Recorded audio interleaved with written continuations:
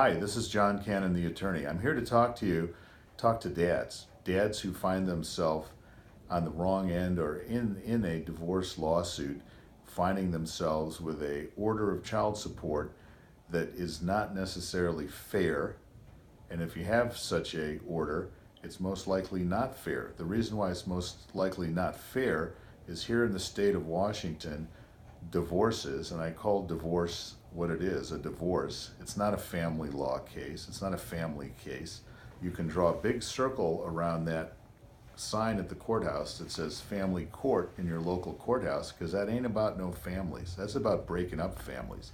It's about making people sad, making people angry, fleecing you of your assets, taking your money, taking your children, making you sad and making you miserable. There's no winners when you walk through the door of a divorce court in Washington state.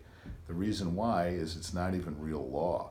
The law that the person in there is relying upon, and I say the person because it's usually not an elected judge, it's what's called a commissioner, who's kind of a appointee by the county to do things that they're too busy to give real attention to, which is your divorce case and your child support case. If you find yourself in a problem with a child support order or the Division of Child Support Enforcement, I'd like to help you with that. I know about these orders, and I found out the hard way through experience. And I found out that almost in every case when there's a dad, the orders are not fair, they're not lawful, and they're really not fully enforceable.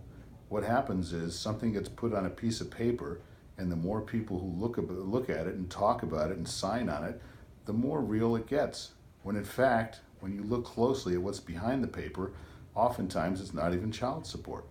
I can tell you about a case I was working on where the Division of Child Support got a piece of paper from the court that said child support owed and due this much. And when I contacted the Division of Child Support to ask them specifically how much in your order is actually child support, as child support is defined by our state legislature in our state's law, the division couldn't respond because what was in their child support order wasn't even child support. Yet now they're trying to collect it like some collection agency, lining their own pockets, giving them something to do all day long, fulfilling their obligations to their bosses, but at the same time taking money from you that's not even owed. So if you think you might fall into a case like this, or you have such an order, you've got to call me, 206-574-0202. I can share my experience, strength, and hope for you to overcome your fake child support order. And I would tell you don't pay. Don't pay any of that until you come and see me.